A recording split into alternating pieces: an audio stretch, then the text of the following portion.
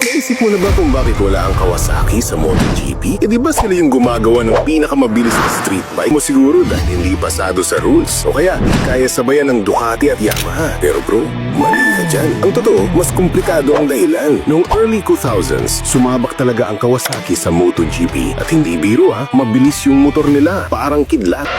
Ang problema, consistency. Minsan, podium, madalas, gitna ng grupo lang dahil kulang sa pondo. Habang tumatagal, lumalaki ang gastos sa MotoGP. Abot na sa tens of millions bawat season. Samantalang ang Honda at Yamaha, binabawi sa marketing at racing image. Ang Kawasaki naman, iba ang trip. Mas malakas kasi ang kita nila sa pagbebenta ng practical bikes para sa masa. Hindi sa pa-trophy at pa-flex sa MotoGP. Kaya noong 2009, sabi ng Kawasaki, pas muna kami dyan, boss. Umalis sila sa MotoGP at lumipat sa World Superbike Championship. Ito, hanggang ngayon, talo pa rin sila. Ikaw, anong tingin mo? Kawasaki ba may laman pag bumalik sa MotoGP? Ducati pa rin ang hari? Comment mo na, basahin ko lahat.